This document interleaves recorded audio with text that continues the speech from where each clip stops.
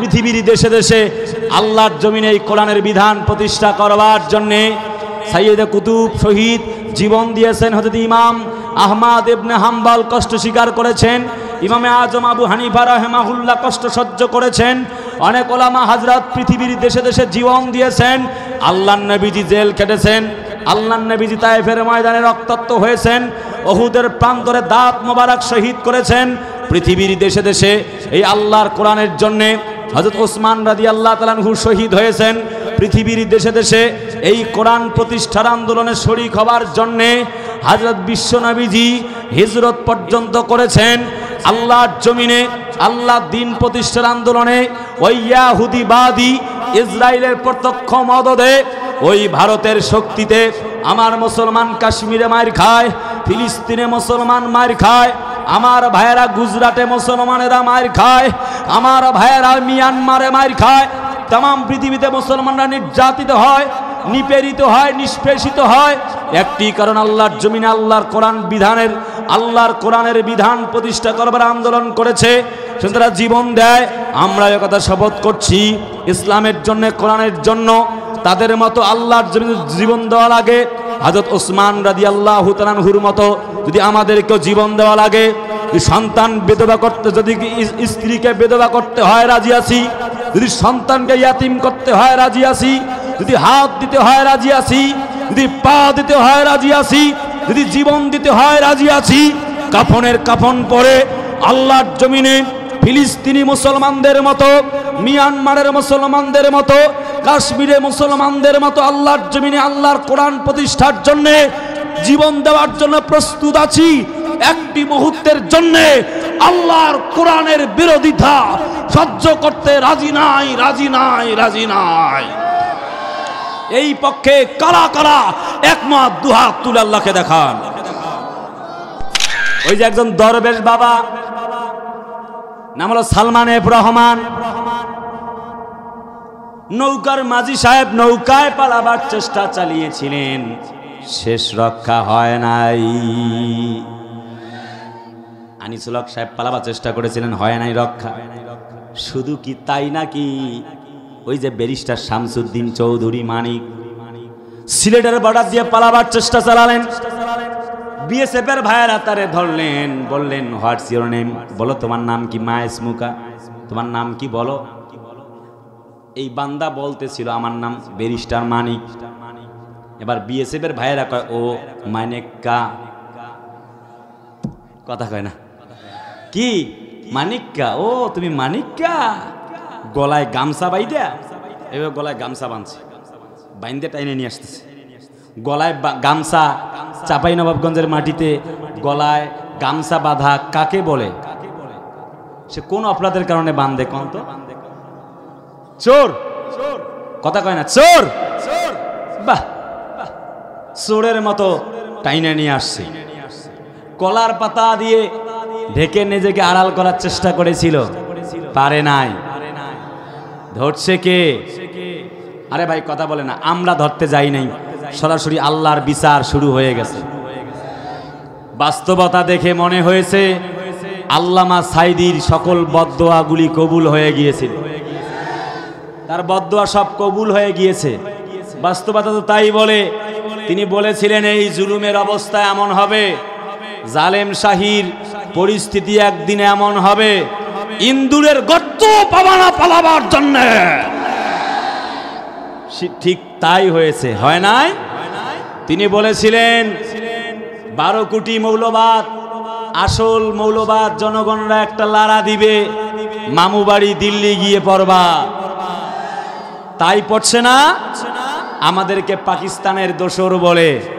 আমরা পাকিস্তানে যাই নাই, যারা ভারত ভারত করে তারাই কিন্তু ভারতের কাছেই চলে গেছে। কথা বলতে হবে, ঠিক কিনা? এখন আবার আমাদের আপায় মাঝে মধ্যে বার্তা দেয় যে টুস করে ঢুকে পড়বে, কথা কয় না, ঠিক কিনা? জনগণরা টুস করে ঢুকে পড়লে ঢুস করে ধইরা জেলখানায় বন্দি করে, আয়না ঘরে বন্দি করবে। কথা বলতে হবে, ঠিক কিনা?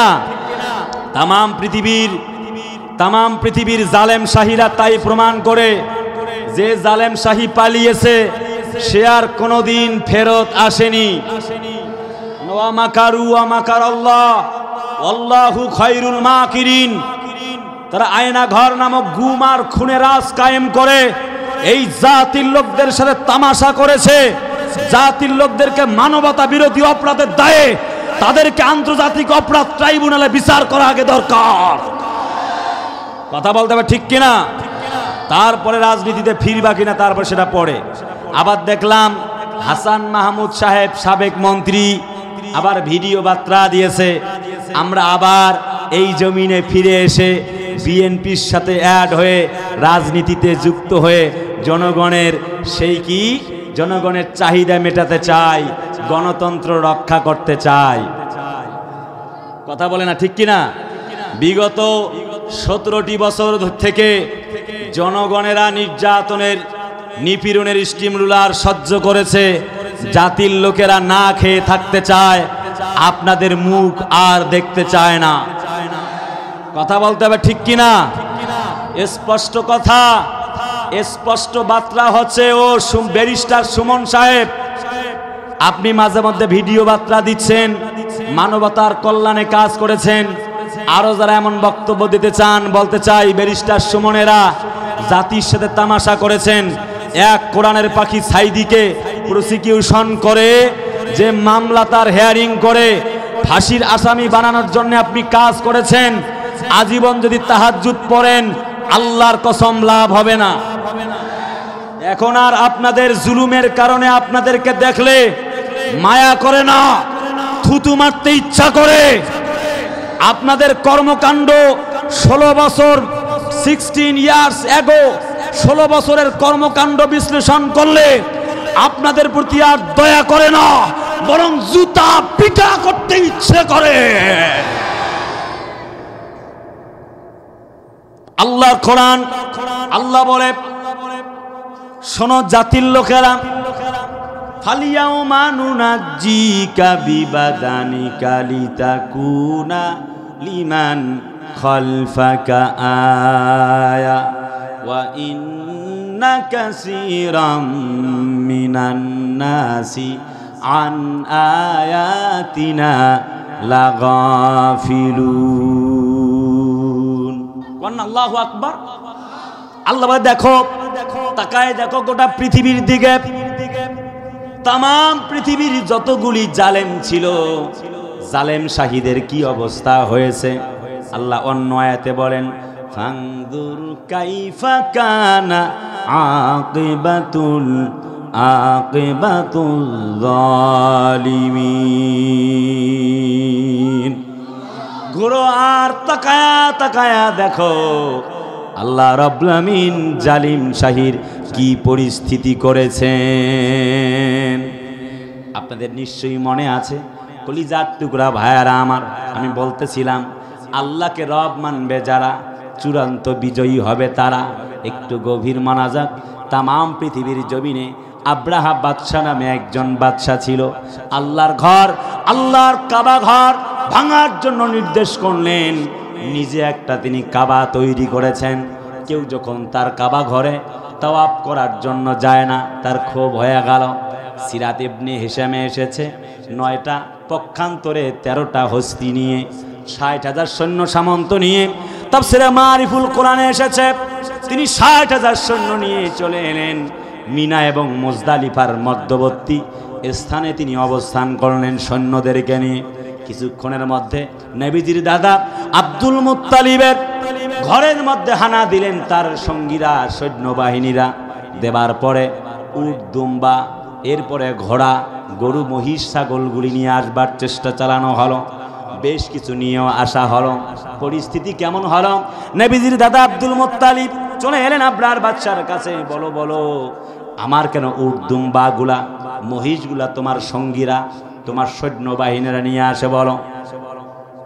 এবার আব্রাহার বাদশা বলে, শোনো, আমি তো ভাবছিলাম তুমি বলবা ওয়ালিল্লাহি আলান নাসি হাজ্জুল বাইতি মান ইসতাতা ইলাইহি সাবিলা, আল্লাহর ঘর রক্ষা করার কথা বলবা। তা না করে তুমি তোমার উট মহিষগুলা ফেরত চাও কেন বলো? কি উদ্দেশ্য তোমার বলতে চাই একটুখানি তুমি আমারে বলো। আল্লাহর বান্দা নবীর দাদা আব্দুল মুত্তালিব বলে, উট ভেড়া দুম্বা মহিষগুলার মালিক তো আমি, এগুলি ফিরিয়ে পাবার জন্য আমি এসেছি। কাবার ঘরের মালিক যিনি, এই কাবা ঘর দায়িত্ব, কাবা ঘর রক্ষা করবার দায়িত্ব নেবেন তিনি। আল্লাহ বলে, হে নবীজি আপনি কি দেখেন নাই, আলাম তারা কাইফা ফাআলা রাব্বুকা বি আসহাবিল ফিল।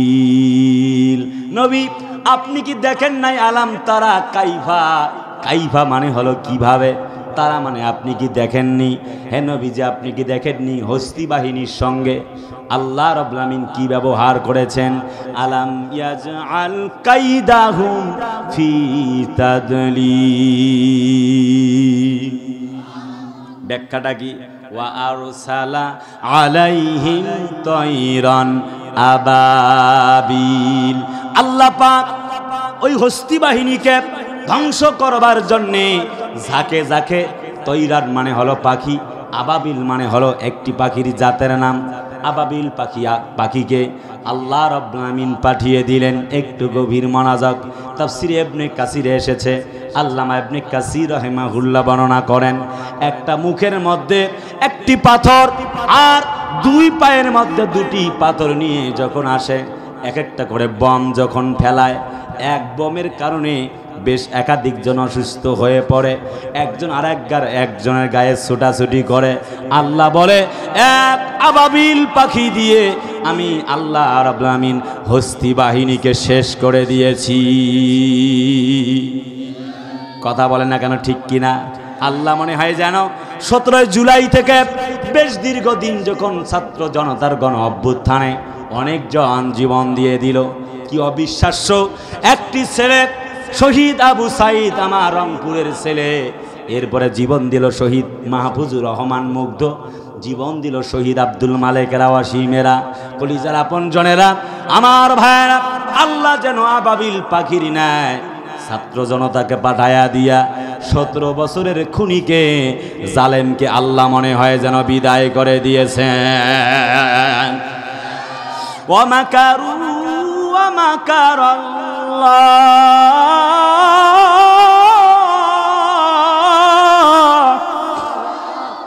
ওয়াল্লাহু খায়রুল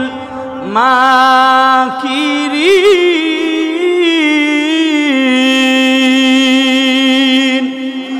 আল্লাহ বলে, শোনো শোনো, তারা ষড়যন্ত্র করেছে, আমি আল্লাহ কৌশল করেছি। আল্লাহর কৌশল জিতে গেল। খবরটা আমি যেই খবরটা আপনাদের দিতে চাই তা হলো, আল্লাহকে রব মেনেছে যারা, জিতে গেছে তারা। আল্লাহকে রব মানে নাই যারা, ধ্বংস হয়েছে তারা। তার মানে আজকের আলোচনার বিষয় হচ্ছে জালেমদের শেষ পরিণতি। কথা বলে না, ঠিক কিনা? এবার আসুন একটু খুব গভীর মনোযোগ, কলিজার টুকরা সোনার মানিক চান যুবক ভাইয়েরা ও পিতৃ সমতুল্য বাবাজিরা, একটু গভীর মনোযোগ। আল্লাহর জমিনে আল্লাহ দ্বীন কায়েমের জন্যে বিশ্ব নবীজি যখন দাওয়াতের ময়দানে কাজ করতে লাগলেন, সাপা পাহাড়ে দাঁড়ালেন, দাওয়াত দিলেন, বললেন, সাথীরা আমি যদি বলি পাহাড়ের পাদদেশে শত্রু আছে, তোমরা কি বিশ্বাস করলা? সবাই বিশ্বাস করলো। দুই নবীজি বললেন, কুলু লা ইলাহা ইল্লাল্লাহ, কলমা পড়ো, ঈমান আনো। বাধা শুরু হয়ে গেল।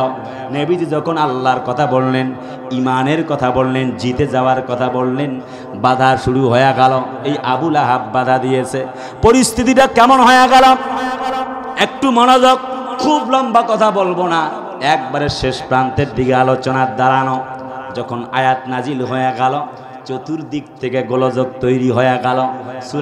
সূরা লাহাব যখন নাজিল হয়ে গেল, এবার আবু লাহাব দুই সর্দারকে বলল, উতবা উতাইবা, যাও আব্দুল্লাহর বেটা মুহাম্মদের দুই মেয়েকে তালাক দিয়ে আসো।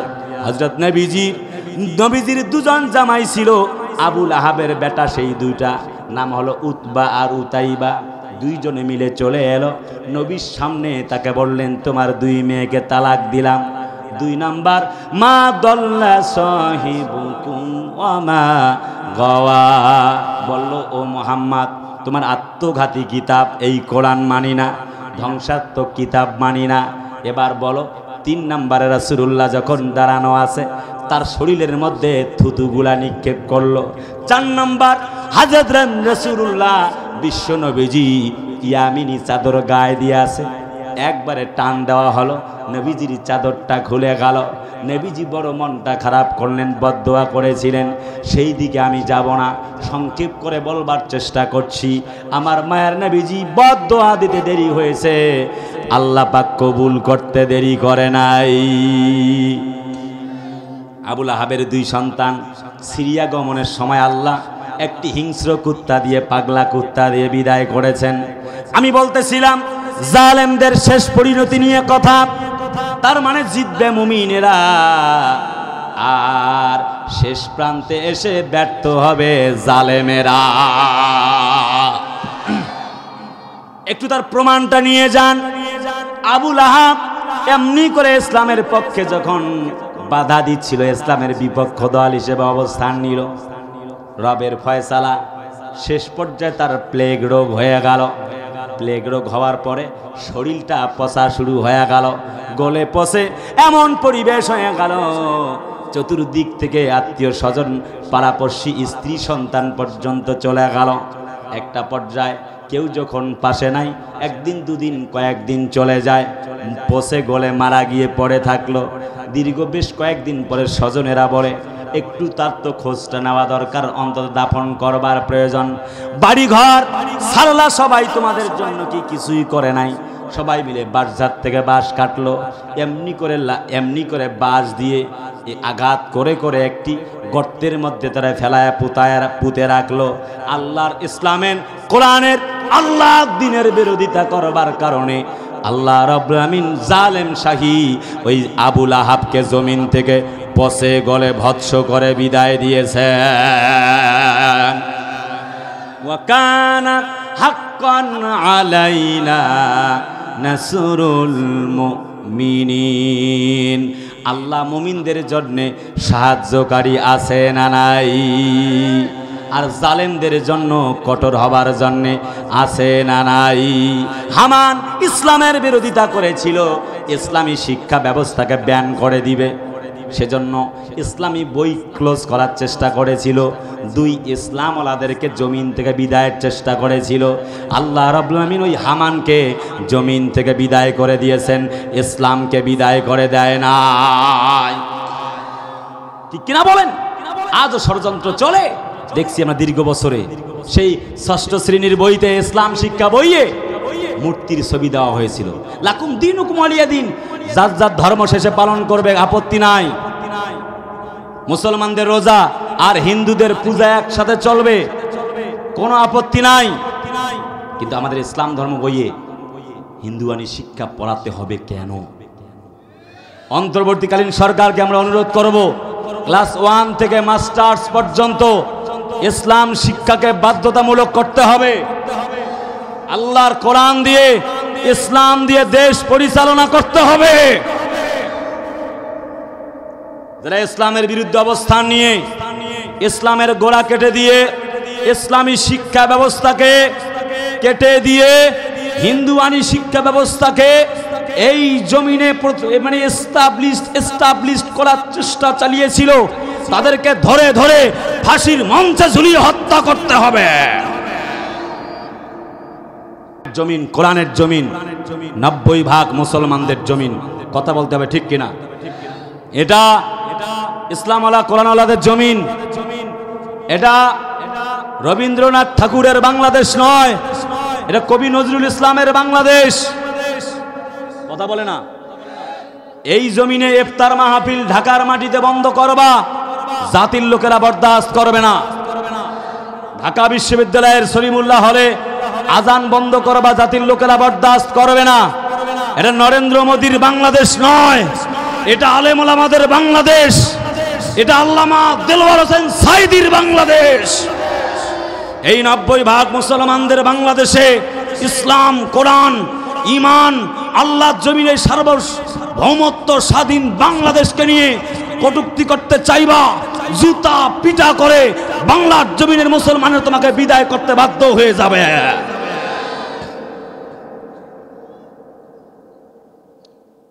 প্রিয় ভাইয়েরা আমার সময় নেই বলবার, সেজন্য লম্বা করে বলতে চাই না, শুধুমাত্র বলতে চাই হামান এই পৃথিবী থেকে বিদায় হয়েছে না হয় নাই? নমরুদ একটা ল্যাংড়া মশা দিয়ে আল্লাহ বিদায় করেছেন, কাহিনী অনেক লম্বা। আজও ভিহো ইব্রাহিম কাইমা পয়দা, সেদিকে যাব না। আল্লাহ বলে ফানজুর কাইফা কানা আকিবাতুল যালিমিন, দেখো জালেমদের শেষ পরিণতি কি হয়েছে। নট অনলি দ্যাট, আল্লাহ কারুনকে ফাখাসাফনা বিহি অবিদারিহিল আরদ, এখনো তার মাটিতে জমিনে সে ডাবতেছে। আল্লাহ পাক তার জমিন থেকে বিদায় করে দিয়েছে জালেমকে। আল্লাহ পাক ফেরাউনকে বিদায় করে দিয়েছে। প্রিয় ভাইয়েরা আমার, তার মানে ইমানদার যারা জিতবে তারা ইমানদার হওয়ার দরকার আছে না নাই? আল্লাহর কথা শুনলে অবশ্যই আমাদেরকে কোরআন শুনবার পরে যদি ভালো লাগার তৈরি হয়ে যায়, বুঝতে হবে খাঁটি ঈমান আছে। ভাইরা আমার, খুব সংক্ষেপে একটু ছোট্ট কথা হলো, হযরত আব্দুল্লাহ ইবনে হুযাফা যুদ্ধ অভিযান থেকে ফিরে, শুনতেছেন? খুব শর্ট কথা, যুদ্ধ থেকে ফিরছে, রোম সম্রাটের দেখা। কে গো তুমি? What's your name? আনা আব্দুল্লাহ ইবনে হুযাফা। ও আচ্ছা, লম্বা গল্প দাও। 3 ঘন্টার ওয়াজ আমি এখন 3 সেকেন্ডে করতে চাই, সময় অল্প, সামনে অনেক 4টা পয়েন্ট বাকি আছে। আপনাদের কষ্ট হচ্ছে না তো? আর কতক্ষণ চালাবো? সারা রাত। আর বক্তা হোক কায়েত না? এই মিয়া আপনি এসে ওয়াজ করেন। চা দিছে, একটু চা খাই তাহলে। আমি একটু চা খাই, খাবো? আপনারাও খাবেন? ও আচ্ছা, খাবে না। আচ্ছা, আমার লালমনিরহাটের দাওয়াত রইল, ইনশাল্লাহ গেলে খাওয়াবো। বিসমিল্লাহ। ঠান্ডা হয়ে গেছে এবারে। ভাইরা আমার বলছে, আচ্ছা দাঁড়াও, এখন তো শরীরে শক্তি আছে, তাই আল্লাহর নামটা নাও। দাঁড়াও, তোমার আল্লাহর নামটা নেওয়াচ্ছি। ধরে জেলে বন্দি করছে। 3 days আফটার, 3 দিন পরে একটু পানি ছিল, খেয়ে বাঁচছে, একটু পানি খেয়ে। রোম সম্রাট শুয়োরের গোস্ত আর মদ মিশ্রিত পানি এনে দিয়েছে। সে ভাবছে, ইন্নামাল খামরু ওয়াল মাইসির ওয়াল আনসাবু ওয়াল আজলাম রিজসুম মিন আমালিশ শাইতান, এগুলো তো হারাম। কেমনে খায়নি, লাথি মারছে, রোম সম্রাটের গায়ে গিয়ে পড়ছে, তরকারি ঝোল টোল যা আছে সব। হযরত আব্দুল্লাহ ইবনে হুযাফা বলে, শোনো, আমি তো আল্লাহকে রব মেনেছি। ও গরম চা? আচ্ছা ঠিক আছে।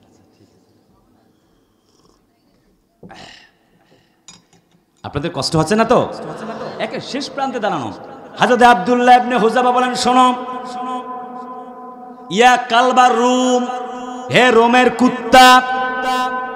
রানিং প্রধানমন্ত্রীকে বলছেন হযরত আব্দুল্লাহ ইবনে হুযাফা, স্পষ্ট করে বলছেন, শোনো হে রোমের কুকুর, আমি আব্দুল্লাহ ইবনে হুযাফা জীবন দিতে পারি, একটি মুহূর্তের জন্য আল্লাহ ছাড়া কারোর কাছে মাথা নত করব না। বলছে দাঁড়াও, সঙ্গে একজন ছিল, তাকে ধরে গরম পানি করে গরম পানিতে চুবিয়ে সঙ্গে সঙ্গে মেরেছে। এইভাবে তোমারও মারা হবে। বেশ 1, 2, 5 বেশ সময় চলে যায়, তুমি কোনো কথা বলো না কেন? হযরত আব্দুল্লাহ ইবনে হুযাফা কোনো কথা বলে না। এবার রোম সম্রাট বলে, এক্ষুনি তোমাকেও এইভাবে বেঁধে দিয়ে কড়াইতে ফেলে তোমাকে হত্যা করা হবে। হযরত আব্দুল্লাহ ইবনে হুযাফা বলেন, শোনো, একবার নয়, দুবার নয়, আল্লাহ তো আমাকে একটা জীবন দিয়েছে, এই জন্যে কি আর আল্লাহকে দেব? এই কথা বলে তিনি কান্না শুরু করলেন। এবার সাথীর লোকেরা, রোম সম্রাট বলে, কেন তুমি কান্দো? জীবন বাঁচার তাগিদে কান্দো নাকি? বুঝতে পেরেছি।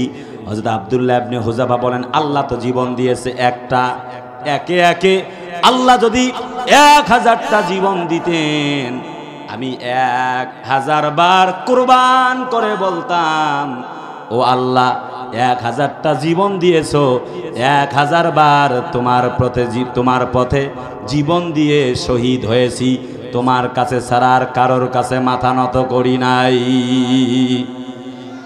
ইন্নাল্লাযীনা ফাতানুল মুমিনিনা ওয়াল মুমিনাতি সুম্মা লাম ইয়াতুবু ফালাহুম আযাবু জাহান্নামা ওয়া লাহুম আযাবুল হারিক।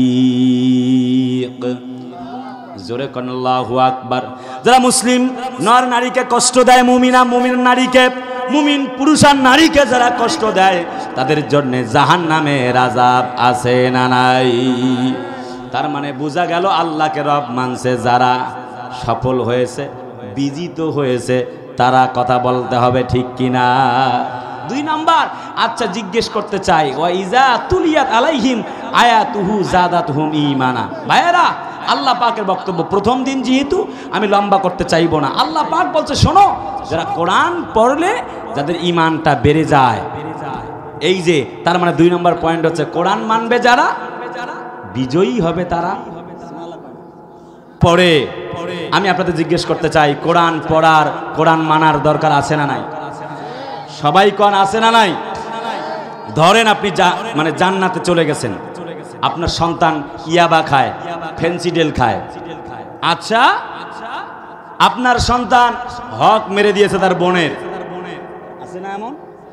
বোন যদি ভাগ নিতে আসে তখন মুফতি সাহেব হয়ে যায়, মুফতি সাজে, ও জানো বোন গো, ভাইয়ের কাছ থেকে এত ভাগ টাগ নিতে হয় না, এই যে আসছো খাচ্ছো যাচ্ছ, কত ভালো সম্পর্ক। কথা কয় না রে, চরম বাস্তব, তখন মুফতি হয়ে যায়, ফতোয়া দেয়। আহা, যে সম্পদ মারি খালো, অন্যকে পিটাইলো, আলেমদেরকে বন্দি করলো, জালেমগিরি করলো, আপনি জান্নাতে চলে গেছেন, লাভ নাই। না যে আলহুমা তাহতা আকদামিনা লিয়াকুনা মিনাল আসফালিন, আপনাকে জান্নাত থেকে বের করে বুকের মধ্যে পাড়া দিয়ে জাহান্নামে নিয়ে চলে যাবে। পরিবর্তন করুক তো কোনো মায়ের বেটা আছে নাকি কথা? পক্ষান্তরে আপনি জাহান্নামে চলে গেছেন।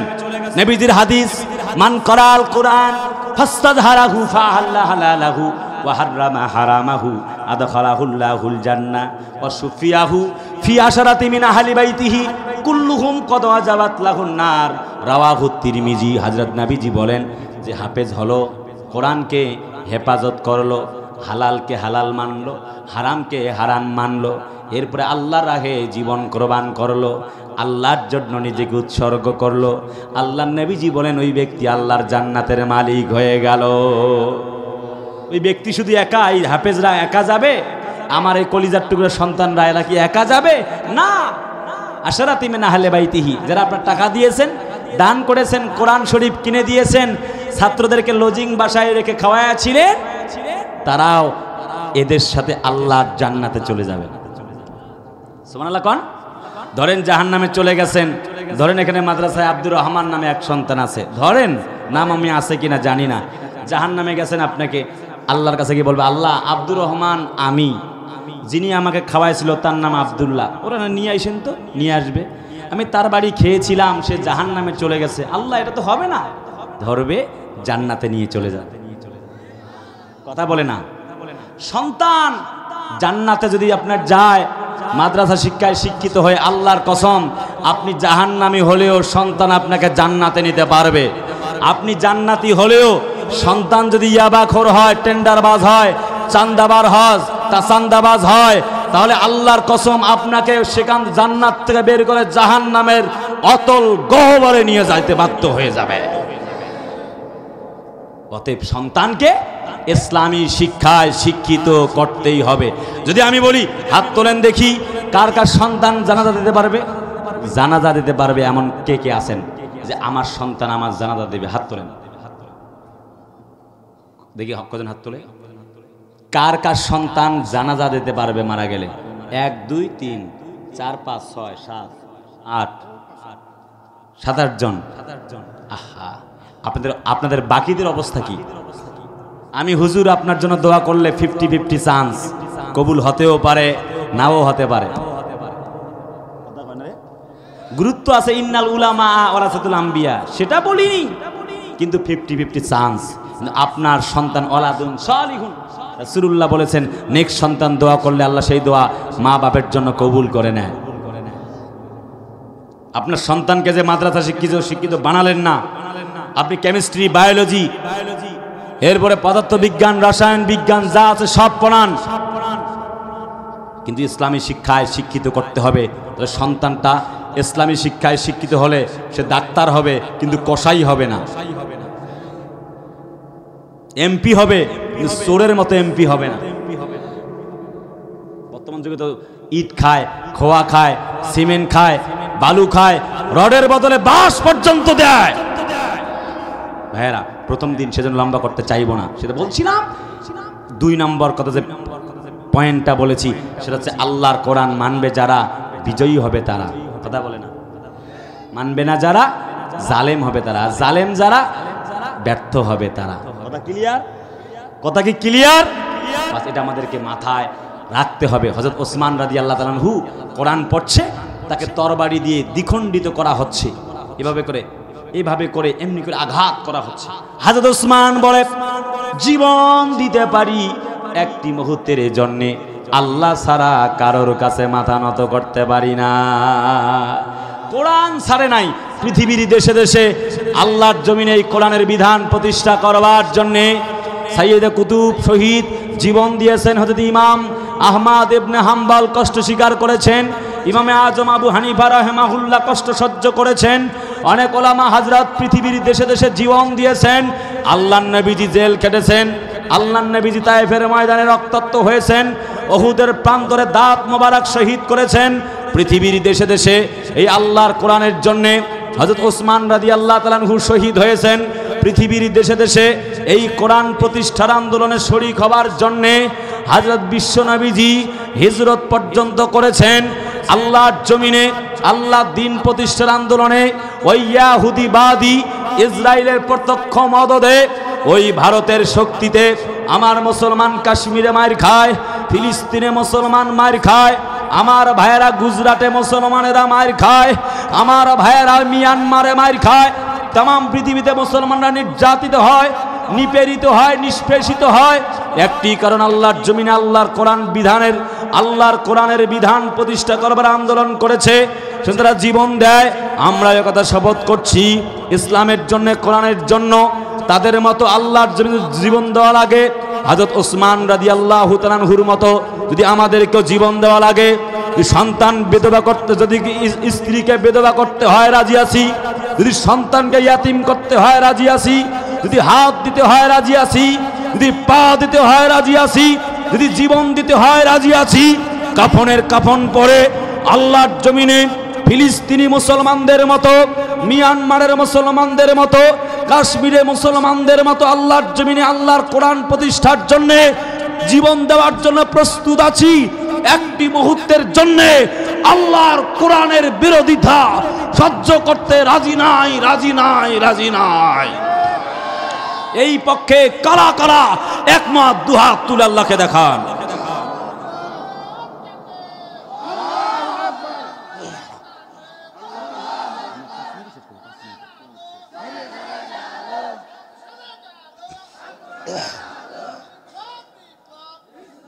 কলিজার ভাইয়ার আমার, একদম কথা সংক্ষেপ, অনেক লম্বা কথা, কিন্তু প্রথম দিন আপনাদের উপস্থিতিও কম, ভেতর থেকে কথা বের হচ্ছে না, দুঃখিত ভাইয়ারা। 3 নম্বর পয়েন্ট, ওয়া আলা রাব্বিহিম ইয়াতাওয়াক্কালুন। জিজ্ঞেস করতে চাই, আল্লাহর উপরে ভরসা করার দরকার আছে না নাই? সবাই কথা কয় না, চিল্লা কয় না, আছে না নাই? ভাইয়ারা আমার, নবীরা সাহাবীরা যেভাবে এমনি করে জীবন দিয়েছে, আল্লাহ ছাড়া কারোর কাছে ভরসা করেনি। আমরা লক্ষ্য করেছি প্রায় 17টি বছরে অনেকের ঈমান বিক্রি করার মতো হয়েছিল। কই আল্লাহ সহযোগিতা করে? ভরসাটা কত দুর্বল!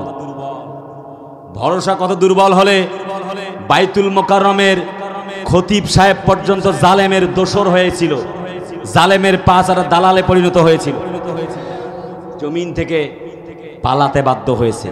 কতটা জালেমের দোসর হলে, দালাল হলে বাইতুল মোকাররমের খতিবকে পর্যন্ত পালাতে হয়, সেটা আপনারা নিশ্চয়ই বুঝেছেন।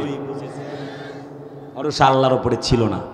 এমনটা ঈমান হলে চলবে না, বরং সুখে দুঃখে জীবনের প্রত্যেকটা সন্ধিক্ষণে একমাত্র আল্লাহ খাওয়ায়, আল্লাহ পড়ায়, সব কিছু আল্লাহ থেকে হয়, এটা বিশ্বাস করতে হবে।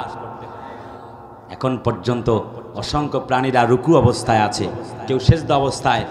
ইখতিলাফিল লাইলি ওয়ান নাহার লাআয়াতিল লিউলিল আলবাব। ব্যাখ্যা দেব, সময় নাই। এই যে ইউরেনাস, গ্যালাক্সি, টক্সিকো, বুধ গ্রহ, শুক্র, শনি, মঙ্গল গ্রহ সব কিছু ইবাদত বন্দেগী করে কার? গ্যালাক্সি ইবাদত বন্দেগী করে কার? এই জমিন ইবাদত বন্দেগী করে কার?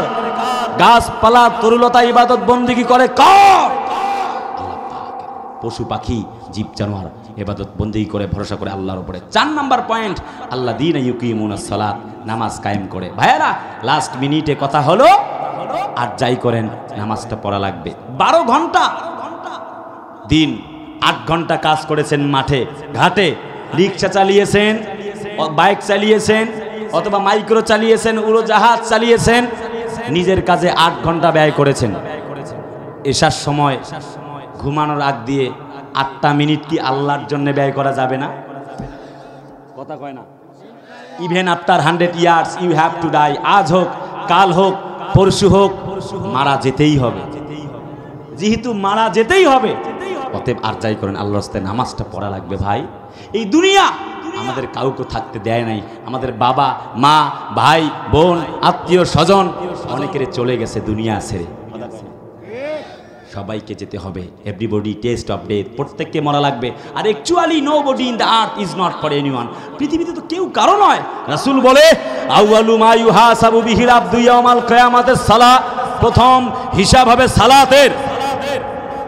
কথা কয় না কে? অতএব সালাতটা আদায় করাই লাগবে, আর কোনো উপায় নাই। আপনাকে নামাজের সাথে থাকতেই হবে। Even after 100 years you have to die. চলো চলো ফিরে আসি। মাসুদ, ভালো হয়ে যাও, নামাজ পড়ো, রোজা রাখো, আল্লাহর ইবাদত বন্দেগী করো। আল্লাহর উপরে সালাত যে তোমার উপরে ফরজ হয়েছে, মনে রেখো এটা ফরজ ইবাদত। ঠিক আছে তো? 12 ঘন্টা দিয়েছেন আপনার ঘুমে হেলায় খেলায়, 12টা মিনিট পরে ঘুমান, আল্লাহর সঙ্গে কথা বলে ঘুমান। অসজুদ অক্তারিফ, আল্লাহু আকবার। আর কাউ মা রাকিন, রুকুকারী অনেক আছে, তাদের সাথে রুকু করেন একটু। 5 নাম্বার, আমিম্মা রাযাকনাহুম ইউনফিকুন, আল্লাহ রাস্তায় ব্যয় করে যারা, বিজয়ী তারা। তার মানে ব্যয় করে না যারা, ব্যর্থ তারা। ভাইয়ারা আমার, 3টা পুরস্কার, 1 জান্নাত। এই 5টা কাজের বিনিময়ে 3টা পুরস্কার। 1 নাম্বার, আল্লাহ উচ্চ মাকাম দেবে, মানে জান্নাত। 2, আল্লাহ ক্ষমা করবে। 3, আল্লাহ পাক রিজিকের ব্যবস্থা করে দিবে। যে রিজিক আল্লাহ দিছে, এই যে মাদ্রাসার ঘর, নবীর ঘর, 11টা 20 বাজে, সর্বনাশ। আচ্ছা, আর লম্বা নয়। এই যে মাদ্রাসা নবীর ঘর, এই নবীর ঘরে আপনারা চান না এই দ্বীনি প্রতিষ্ঠানটা টিকে থাকুক? কিয়ামতের দিন কোরআন আপনাদের পক্ষে কথা বলুক, আপনারা চান না? কারা কারা চান হাত তোলেন দেখি। লিল্লাহে তাকবীর, লিল্লাহে তাকবীর।